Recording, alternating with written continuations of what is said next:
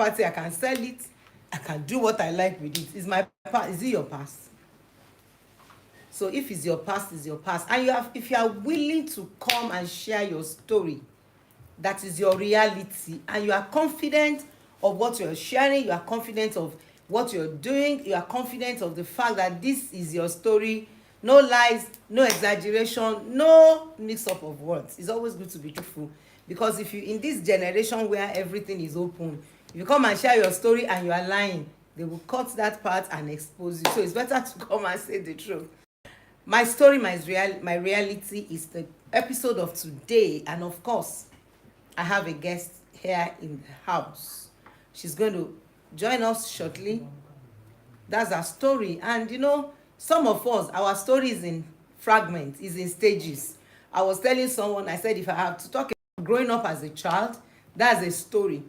I want to talk about the story of my conversion, that is a story. I want to talk about the story of my growth as a believer, that is a story. Then if I want to talk about story in my marriage, that is another story.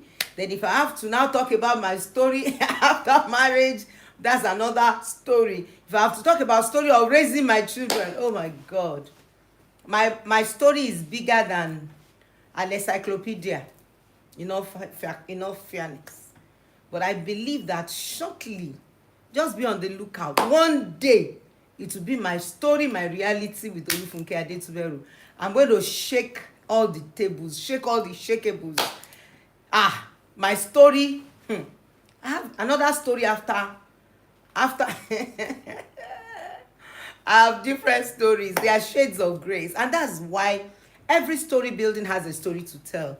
There's no man that has arrived or is arriving or is about to arrive that will not have one story or the other to tell. And that's the beauty of life. That's what makes life beautiful, because people have their stories. They are so unique in their stories, what they had gone through.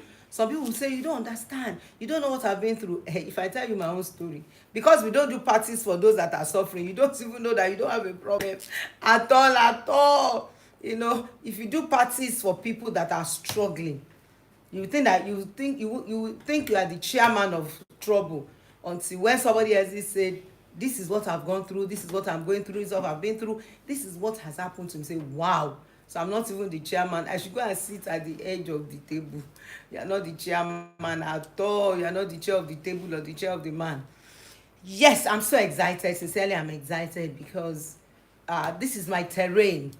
This is where I live. This is what I listen to every day on various platforms, people telling me things. When I was preparing for this, I listened to one. I said, oh God, what's this? So I live in this terrain. I live in this area, and I address a lot of people in this area. This is my space. When you're talking about family system, family dysfunction, relationship, my passion is stronger and emotion is deeper than the color. That's where I live. So I'm so excited to have my guest right in the studio here with me, of course, in our own corner. When I say in the studio, I'm used to bringing people on my show, so it's okay. She's still there. I'm going to invite her. It's her story and her reality. And I've had to bring a lot of people on my story, my reality, and many of them would say, I don't want to show my face. So when I told her, she actually told me that we need to do a project together. We need to do some things together. We need to work as a team together. I said, if you see what is my hand. But definitely my heart is knitted to her.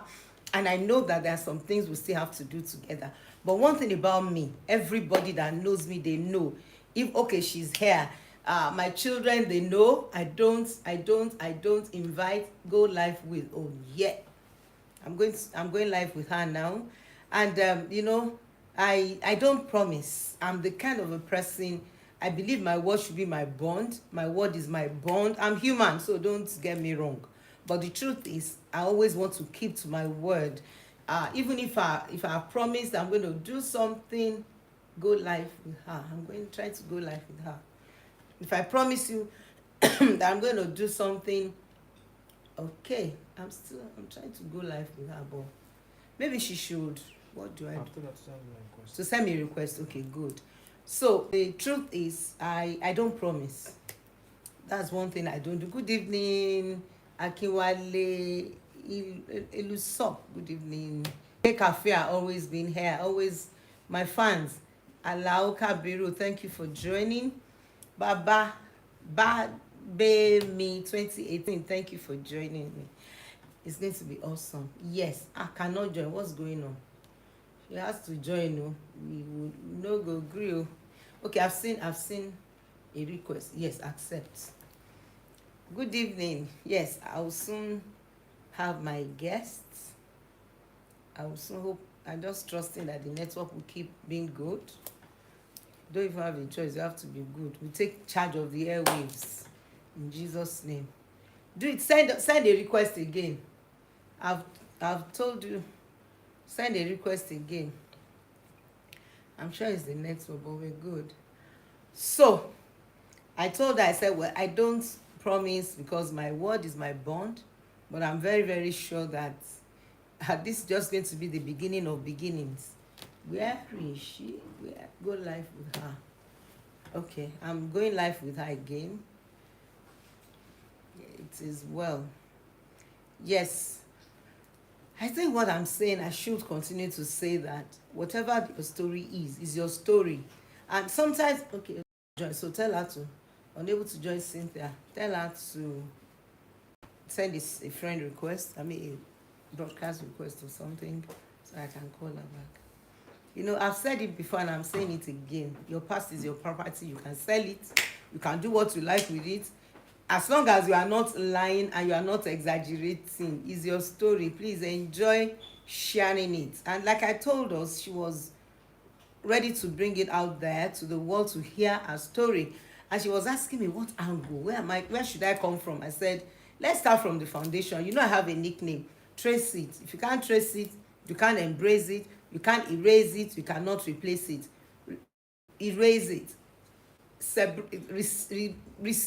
Accept it, trace it, embrace it, erase it, and start replacing it.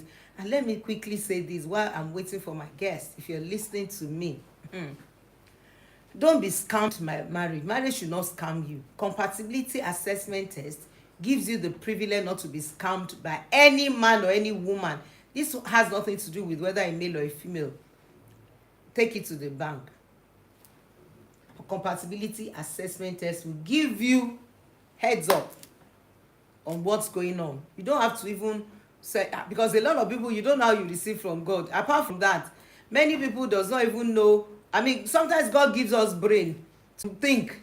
Not sometimes, he has given us brain. How many of us, you want to eat, you want to wear this clothes, you want to do this, you're expecting God to speak? No, God cannot be. He has set a program in motion, and one of the program he has set in place is the ability to dissect, to analyze, to know your blood life now. If you are sick as I'm talking to you and the sickness persists, what would happen is they will tell you go to the doctor. As soon as you go to the hospital, they're not going to start treatment based straight up.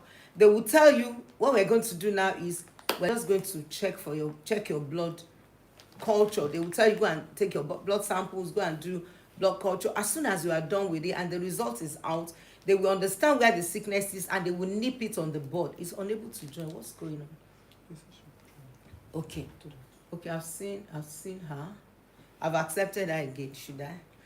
So after they have told you to go and do blood tests, then the result is out. They will start treating you from the root, from the source of your problem. No reasonable doctor will treat you superficially, and that's what compatibility assessment does for all of us who wants to be sure this is the person I want to get married to. I don't want to make a mistake. And the truth is very clear. Let me explain this again. Compatibility assessment test is a test that is done by psychologists. We call them clinicians. They are the ones that are trained to analyze human personality, as they will take your blood sample to the laboratory to get into the lab technicians to check for what exactly it is in your blood. So the clinicians will check exactly what it is in your soul. Is unable to join. I don't understand. But we'll get there. We'll wait. We'll check what exactly it is that is your personality, your compatibility in your relationship. And honestly, the ones I have done, very soon I'll start posting them on our platforms. The ones I have done is like, is it a Xerox? Why have you dubbed me? Because the person is also puzzled about his person. So bringing the two together, knowing where you would have conflicts and all of them, it just gives you sanity, it gives you peace. You know, if this person you want to marry is like going on a suicide mission, you just back off. And if you are married and you just notice this consistent conflict, that is where we come in as a therapist and as a counselor to help you to heal, to treat your conflict. That's why we call it couples therapy. Couples therapy through counseling sessions. We do that. Unable to join. Please tell her to. This one is saying unable to join. So that's what we do. So if you are ready to be married, or you have someone you want to, you're dating and you want to be sure, maybe you have a check. Now somebody said, but I'm a believer, the Holy Spirit should lead me. Why not if not? Excellent. If you know how God leads you, please go ahead. God is not an author of confusion. You are not going to have any problems with that. But if there's this recklessness in your heart, you are not feeling your energy, there's this antenna that is making some noise. It's like you have something making noise in your soul. Gently, just seek professional intervention. If I use glasses for years, I've seen to have to go and see an optician. I had issues with my tooth. At a particular time in my life, I had to see a dentist. Meaning that in this body, there are departments, there are professionals that handles every part of your body. So there's no reason to sincerely be worried or be thinking, oh, I don't want to make a mistake. With compatibility assessment test, no mistakes, no error. By the time the analysis, your personality, your compatibility is described, you will know, wow. Analytically, you say, wow, this is just the truth. And that is where we are. That's where we're going. If the doctor will tell you, I'm waiting for her again, I should go live with her. We're checking. We're almost 20 minutes to try to connect. We'll be fine. You know, that's why when you're getting married naturally, they will tell you, probably if you have to go to a church that believes so much in structure and all of that, they will tell you you have to go and do your genotype test. They want you to be sure that you're compatible by blood. You know, that's a standard in some churches. Then some churches will tell you to do your HIV test just to be sure there's no sexually, transmitted disease or any form of disease in the blood. They will tell you to check. Then they want you to know, you should have known your genotype, but there's a time in your life too that you have to know whether you are AA or SA or SC or whatever. You need to know your blood type, blood group. Now, this is just to be able to go into marriage and have bliss, not having to have children that would, have sickle cell and all of that. It's still saying, okay, tell her to do a friend request. Is she trying to do that? Okay. So at the end of the day, that is for marriage, which is blood. What about soul? What about soul? Your soulish realm. And you marry not spiritually. Marriage is soulish. It's not spiritual. That's why you call yourself soulmate. That's why you call yourself soulmate. That's why you relate, I don't like it, I like it, I'm happy, I'm not happy. Marriage is emotional. That's why you are soulmate. So if you are relating with someone that you are not soulishly connected, you just know that you are entering a realm of stress in your relationship. So when we are dealing with compatibility, we are saying that go and rest knowing the person you're going to get married to, knowing convincingly sure that this person is your soulmate. What a joy. It's going to be, that's just the joy of the whole thing.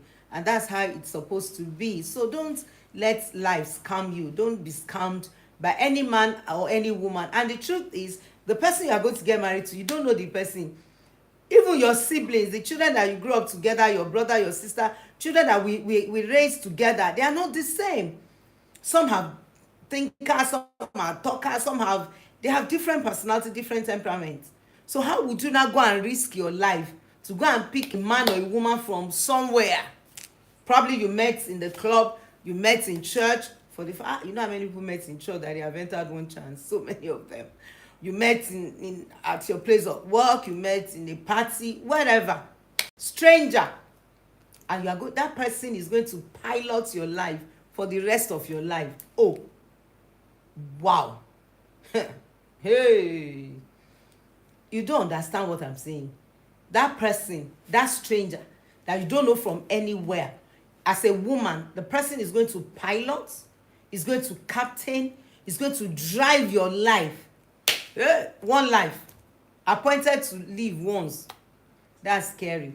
You don't want to take that risk. If you are going to take a risk, it has to be reasonable. I remember recently I wanted to risk something. I had to start calling and find out.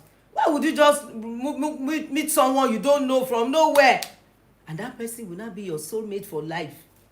And as a woman, that's it. What about a man? The mother of your children, the grandmother of your children, your accountant, your treasurer, your... Have you forgotten? I've said it like a broken record. Your health is your marriage. Your wealth is your marriage. Your happiness is your marriage. The happiness of your children is your marriage. Your old age, everything. You now go and take that vehicle from nowhere. Abba. Choose compatibility assessment test.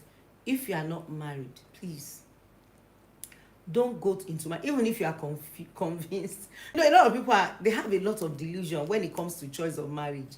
I'm not going to lie to you. So much confusion.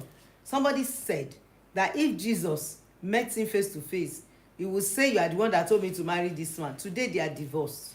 Fact. I'm telling you what I know. So don't gamble. Don't gamble, especially if you have not been there. Now, if you are there already, there's always a way out. So it's not a sin. It's not a sin. If you are there already, not a problem. You do your compatibility assessment test. Then the assessment will tell us the place of your friction, where there is problem, where you are clashing. Then the psychologist will treat that place and of course treat you together, and before you know it, you are good to go. Two of you, you are good to go. 16 or silly is there, Cynthia is there. Should I? Okay. Cynthia. Okay, yes. I know she will be on board. I've sent her. I hope she will join. I'm just trying to use this solid information to, give us the foundation of marriage, because she is coming to talk about her background, and this is a product of a home too. So the ground that I'm wetting, the information I'm giving ahead of time is still relevant to what my guest will be sharing with us today about her background. This program is my story, my reality. Yeah, where is she? Again, I can't find her anymore. She's not. She will join. Okay, and she has sent the request. I've sent it to somebody else, right? Somebody's asking a question. Okay, can you pin it at your end? Pin the question so that I can answer. Okay, somebody, okay, I'll pin it. Now, what is compatibility assessment test? Let me explain what compatibility assessment test is. Compatibility assessment test is the assessment of your personality as a person, the analysis of your personality as a person. That is you personally. You are checking your personality. Now, with the person you're going to get married to, we are checking his own or our own personality too. Bringing the two together, we want to be sure you are both compatible. That's a simple way to explain it. Somebody is coming to your life, BRM, yes. Somebody is coming into your life, right? You are going to somebody's life. We will now assess your personalities, your person, what you do consciously or you unconsciously, your manners, your attitude, the way you react to things, the way you don't react to things, your mood, your everything about you is your personality, is your person. That's what we call personality. Now, we'll now check if your personality is compatible with your husband to be or your husband's personality. And this is done professionally by psychologists, clinical psychologists. That is their job, to check your person, your personality. That's why they will say it's different from she's an extrovert, she's an introvert, she's a sanguine, she's a choleric, she's a melancholy, she's a phlegm. This is different. This is really digging into your emotions. That's why you are answering over 70 questions. When you are doing your personality assessment test, you are dropping the question. It's like you are doing blood test and you are dropping your blood sample. Simple. So you will drop your personality samples by filling or answering some deep emotional questions. There are over 70 questions, deep emotional questions. By the time you finish answering those questions, now we match it with the person you are going to get married to. We match the questions together. When we have matched the two of you together, we'll now check if two of you can go together. Because some is like telling a bird to swim. That is some, or telling a fish to fly. Meaning that the two of you cannot just coexist. You can't live together. It's like the day and the night. That is what compatibility assessment will expose to anyone that is you're going to get married to, or you are even married to. So if you are cutting and you are, especially if you are in a relationship that you are having issues, you're just having communication issue, you don't see things from the same angle, it is all argument, you are not just, there's no time you don't see things differently, or there's a tension, in your conversation. The person hypes issues, you lower issue, he hypes issues, you lower issues. Things are just confusing. Then you just know you have to be sure that you can spend the rest of your life with this person without frictions. I hope I've answered your question. I can take more questions while I wait for my guests. I'm sure the network at our hand is the one giving us challenges, but we are good to go. There's always wisdom to take from every platform. If you don't get it done today, we'll still do it another time. I don't always give up on anything. I hate giving up. My life, there's even no giving up in my dictionary. Like I told somebody, I don't like reverse. I don't like reversing. So it's only death that can stop me as I am now. As long as I'm living, I cannot give up. I'm too loaded in God to be stranded. Too loaded in God. I know who I am and whose I am. When you know who you are and whose you are settled, you are solid. Your foundation is solid. I remember several years ago when I was trying to survive in life, I was going to do, the School of Ministry for Women. Yes, another opportunity for somebody to be great. The Women Training School we are resuming on the 4th of October. For any woman that wants to see good days and enjoy life, those 4 weeks is for you to be transformed in and out. It's for you to understand. One of the things that happens when we start is women are wowed. I'm sure we have graduated women in thousands. We could only take just few testimonies. We have a lot. I'm sure the people that even gave their testimonies would be wondering why we not, making them. It's just Instagram, Facebook, TikTok will not take more than 1 minute, 50 seconds, max 2 minutes. So I just try to compress those people into a frame that we can just let the world know. But there's something that is spectacular. There's something that is unique about this institution. Your eyes will be opened as a woman, because the hand that rules the creed rules the world. Every woman, if you are not careful and you don't choose rightly and you don't make right choice, I'm not talking about marriage now, you don't choose rightly in life, you're going to be like an accident that is about to happen. Because the brain of a woman is wired like a noodle. A woman cannot compartmentalize her life. That's why you see women having blood pressure, having cancer, having ulcer. We cannot departmentalize. When a woman is not happy with her children. Now, let me give you a practical example. Probably you went to work. Probably you didn't sleep throughout the night. You and your husband, your daughter or your son is having temperature. You did everything to make sure that guy is fine, that girl is fine. Your husband will go to work, stay at work, finish work, come back home, eat and sleep. It is in the midnight, if he remembers at all, we ask, how is Kunle's body? But you, may you not be a nurse and your child is sick and you are going to work and somebody is in labor. Everybody in that hospital will know that something is wrong with Mrs. So. I remember I had an interview for someone this last week, and when the daddy was going to talk, he just talked casually. When the mother was going to talk, and I said that's a mother for you. That's why if you see us, you dare not go to the market and buy a female cow. A female cow, you will boil it, you will use pressure pot, it will not be boiled. The life of a woman is too complex. This is an institution where you're going to learn how to balance. So please send a message to this number for registration, 090 2010 1080. Somebody's going to put it on the screen and I'll pin it, 090 2010 1080. That is the admission number. You are doing yourself this favor. You are harming yourself if you are not joining that school. I'm not saying it because I'm the convener.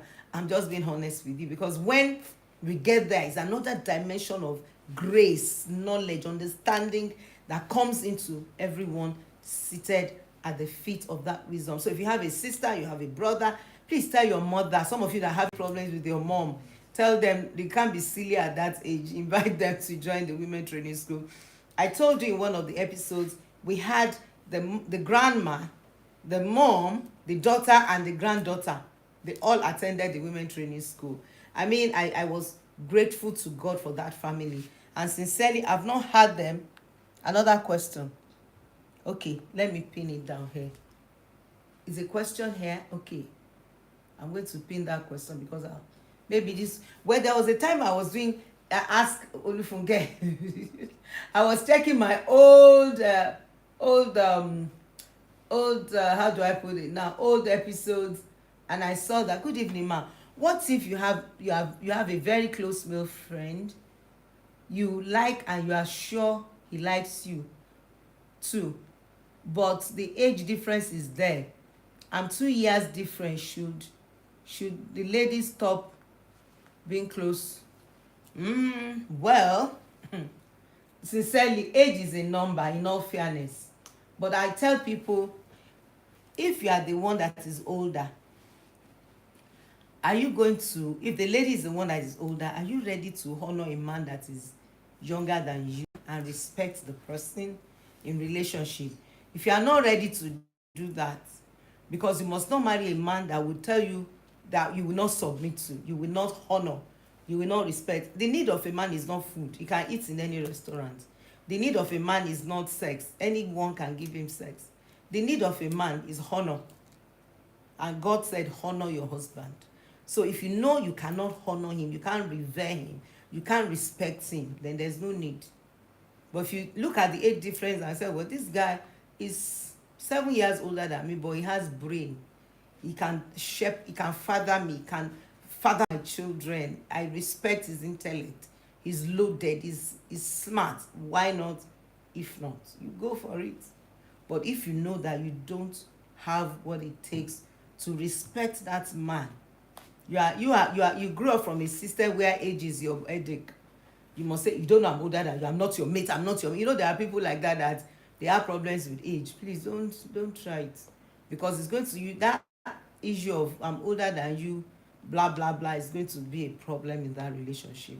So if you like each other, vice versa, and you are not sure that you can submit to that person, or that lady that you are older than can respect you, she has honor. It's not everybody that has honor. If she does not have honor, then you know that if you try it, OYO, you're on your own. What's happening to my guest? She's not coming in. Woo.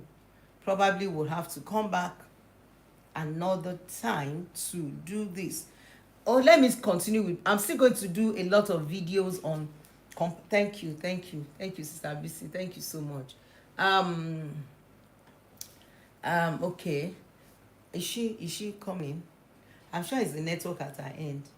I'm grateful that we even have network here, that I'm being privileged to be saying something. Okay. Another question. I'm just trying to understand something at this point. Exactly, does proposing really come in a relationship? Because what happens if two people agree to marry each other, but then the guy's parents do what's the meaning of that? The guy's parents said no. Is that what she's saying? Mas Ademola, I'm going to pin your comment. Huh. Please try and be explicit. I would love to answer the question. Or you want to go live with me? At what point? At what point? Yes, At what point agree to marry each other, but then the guy's parents do what? I didn't get it.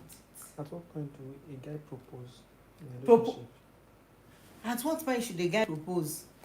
It depends. A guy can propose immediately and he can propose later. It depends on the relationship. Like, he still wants to marry, but the parents are against it. The gay parents are saying no. That's deep. You know, whether you like it or not, you are marrying into a family. Let me start with that. Today will be Q&A. The guy's parents are saying no. Okay. Now maybe today is Q&A. So let me adjust my seat and sit properly. Now let me say this. Now the truth is this is very clear. Now you are marrying into a family. Somebody said, it's a proverb in my language that says that if a child, knows how to eat something that he brought alone, that is good, is enjoying life, he will be ready to suffer the other two part of it too. Let me break it down in my language and I will try and interpret it. Tọmọdé bá dáyé jẹ á dáyà jẹ. If you choose to go into marriage relationship at the expense of whatever, is my husband, I love him, we love each other, I don't care about my parents. 14 invincible people are going into marriage. 14 people you don't see. Number 2, there are 14 winds that blows every marriages. 14 wind, 14 blows marriages. Now the truth is, if you have gotten to a place where a wind will come, maybe waiting, there's no, children are not coming on time, that's a wind. Probably one sickness just showed up somewhere and you need the prayer of your parents or covering of your parents. You're your own. Or job found its way out of the window, no job again, and you need to survive, and your parents have said no. Now the truth is, I used to tell people that what an elderly person sitting down on the floor, and you are standing on the 25th story building, you might not see. The question is, why would your parents say they don't want the relationship? Why can't you ask? Probably there's something they have seen. Probably, well, maybe I'll just say probably there's something they've seen that you don't see. Other things could be prejudice, or maybe they've looked at one country, maybe state, from one culture. Maybe say, oh, I'm Igbo, you can't marry Yoruba. I'm Yoruba, you can't. I don't know.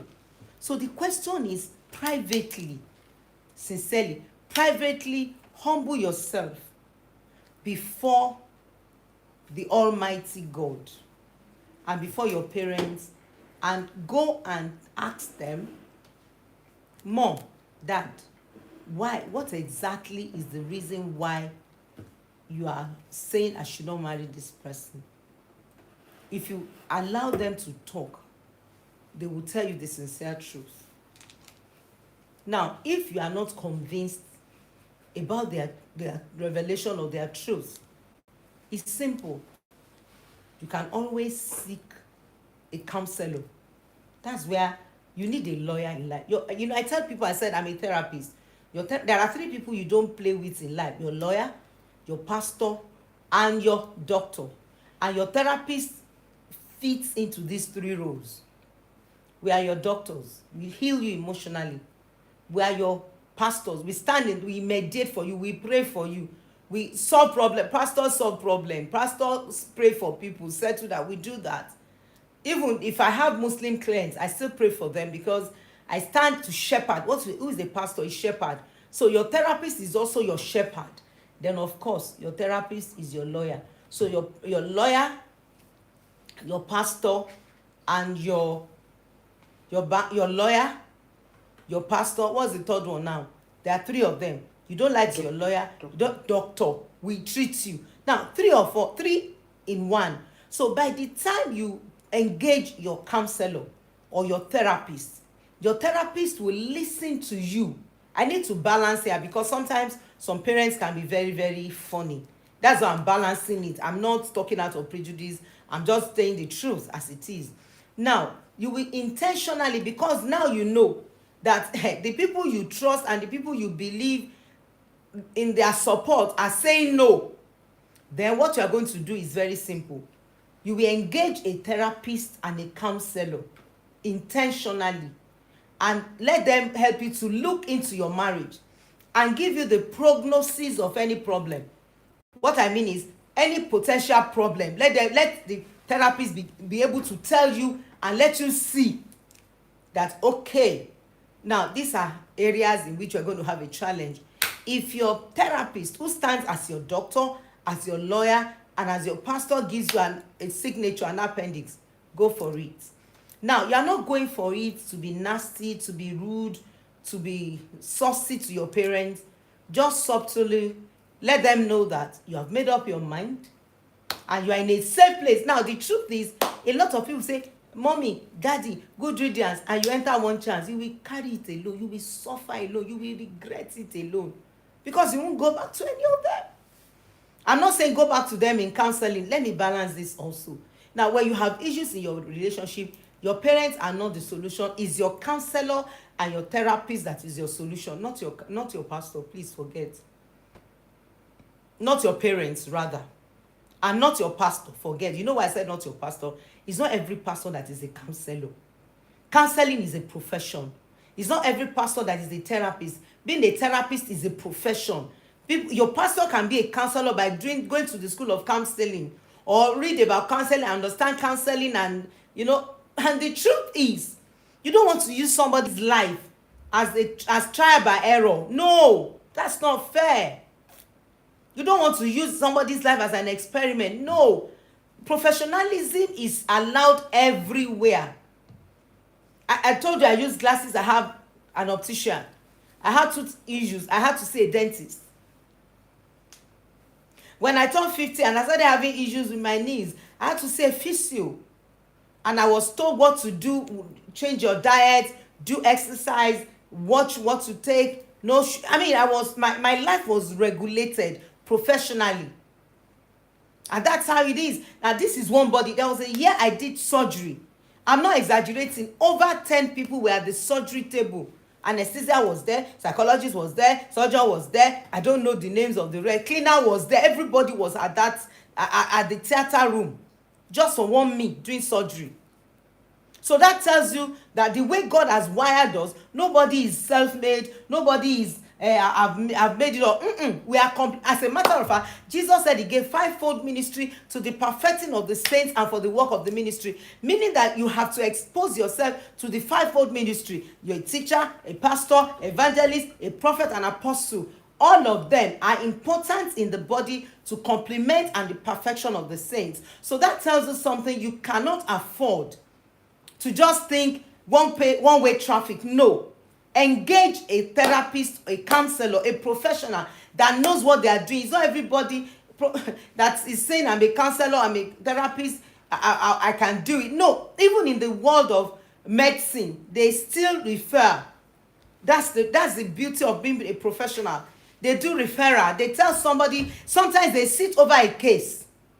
They do that. They sit over a case and they start, analyzing and dissecting issues that people bring to the hospital.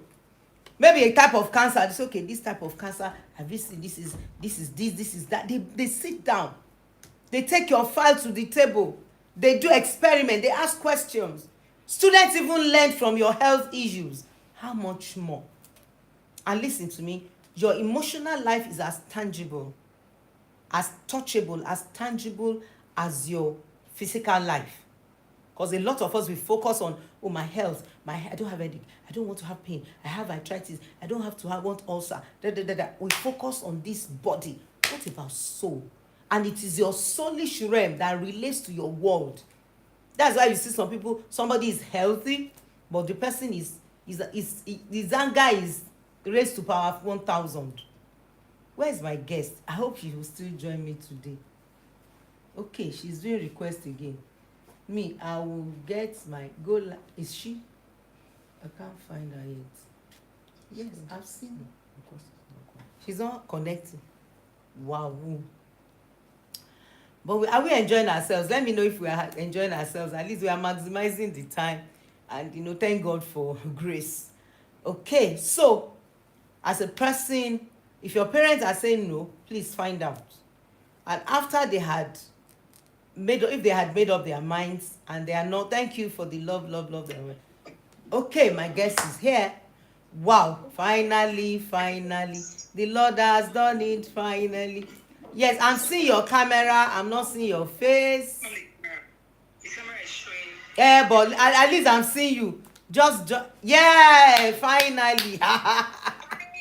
I don't give up. I can't just give up now. I've gone too far from where I started from. We started at 4. We'll not be giving up. Liar. Haba. And you understand the dynamics of media. So why are we now going to be struggling with? Thank God. Welcome. Thank you, ma. Thank you, ma, for having me on the show. Thank you. Thank you for coming. Your story, your reality. Haba. The story must be global. The world must hear your voice. There's nothing the devil can do about it. Honestly, it is a must, ma. I'm so grateful for the opportunity to share. We've been battling network issues. I know. I guess as much. So introduce yourself. Let's get into business so that we will maximize the moment against the internet traffic. Let me put it that way. Exactly, ma. So my name is Cynthia Remo Emebrado. I'm an entrepreneur, and I'm also an inspirational person, and I also write. And that's my personal. I came up from a polygamous home. Your story, your reality. Yes. I'm just trying to rush up because of the. Don't rush up. Just take your time. We can do part 2. Me, I'm never in a hurry when I'm dealing with stories. So we can do part 2. We can do part 3. As long as I bring people on my show on Straight Talk and stuff, and we have different episodes. So please, the part we are dealing with is your family background, being raised from a polygamous home. Yes, I have my questions ready for you in my head.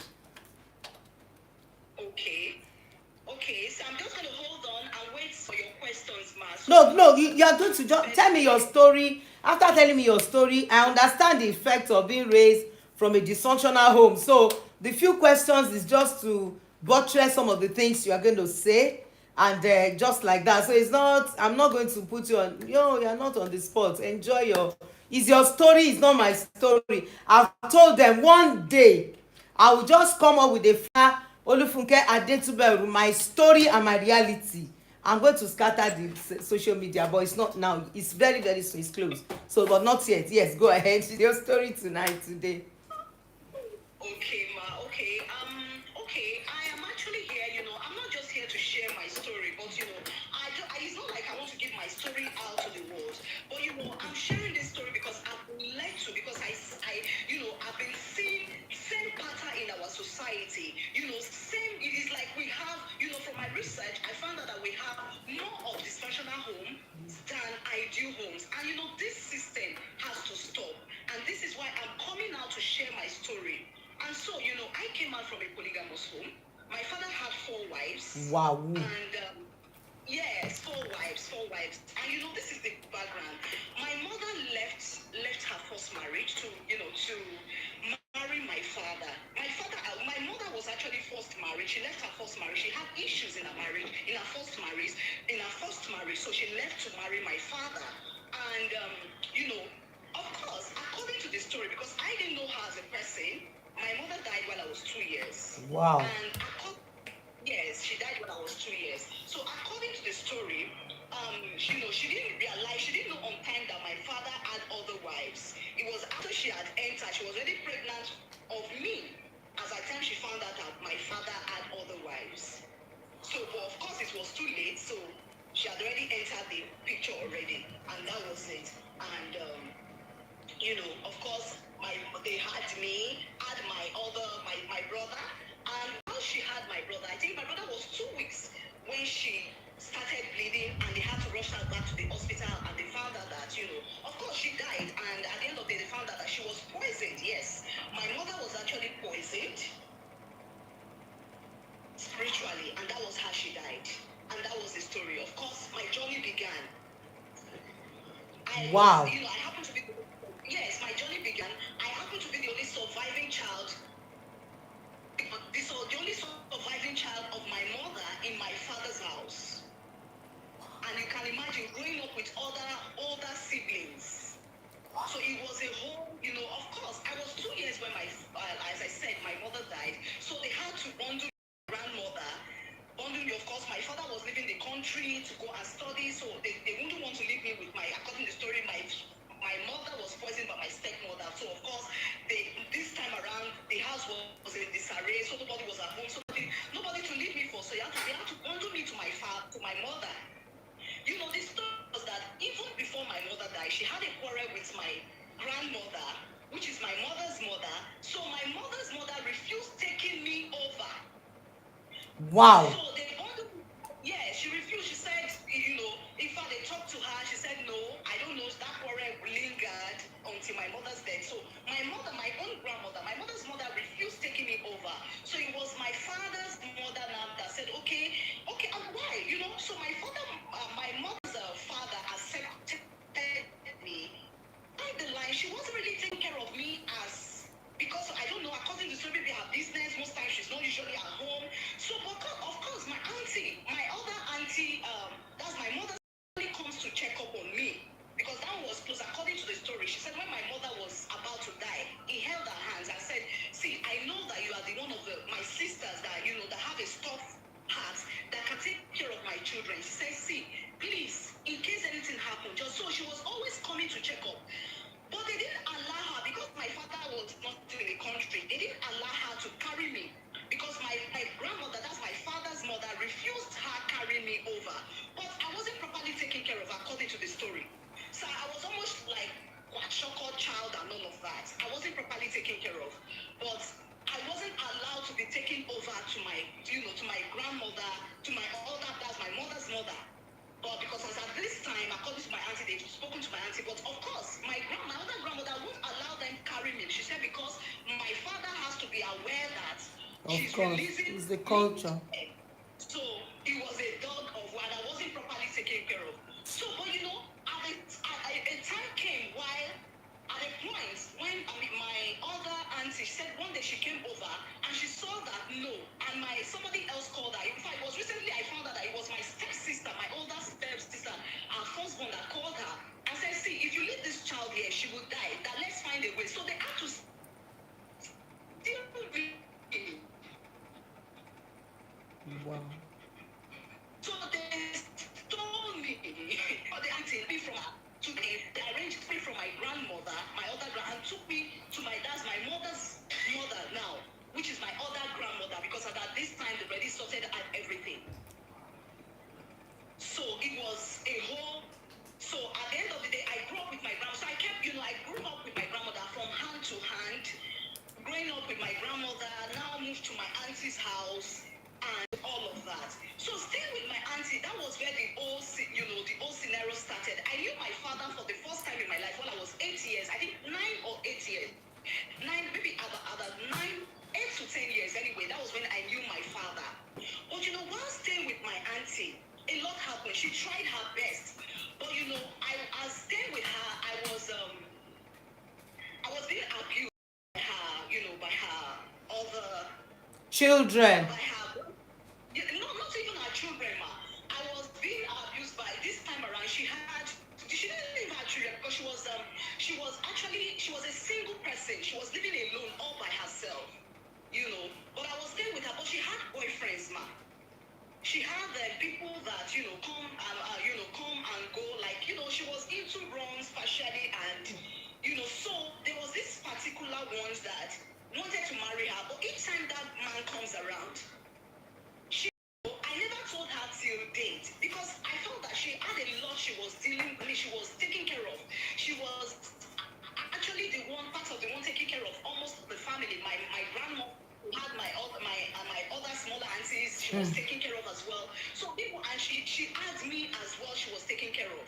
So she was trying her best. So I didn't want to, but she didn't even know. So this guy was even proposing to marry her, but she didn't know that. On the other hand, the guy was actually abusing me.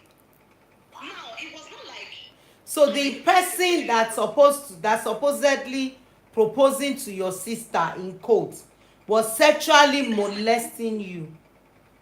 Yes, but not basically using his manhood. I understand any form of sexual assault, whether touch, whether hug, whatever, is an assault, and it exposes a child to sexual perversion. Simple. That means that your sexuality was opened wrongly, and that is a door that leads to other doors. So I understand.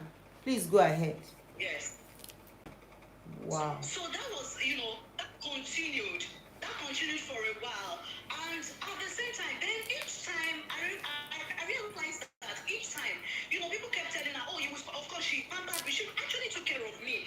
But, one thing I observed was that each time people that, oh, you are taking care of this. You're not this child, this lady, as if she's your child. In fact, I remember the first, I didn't even know on time that she wasn't my mom. The first time I found out that she wasn't my mom was then my younger auntie. My younger auntie came and, I think they had arguments and all of that. She said, see, this, that she better find out that she's not sure, So that alone was, to me, it was psychologically, I was being affected. I found that oh, this person, I found out that she wasn't my mom. But that aside, then the abuse kept going on, and at the same time, she wouldn't even when I tried to make her see things that she won't believe you. Nobody believes a child. So nobody would believe. Yes, ma, exactly. She won't believe me, and she also had a whole lot on her as well. So I was also, even as a child, somehow I understood what she was. You know how you think children don't see the things, the struggles your parents go through, but we do see it. So for me, I was.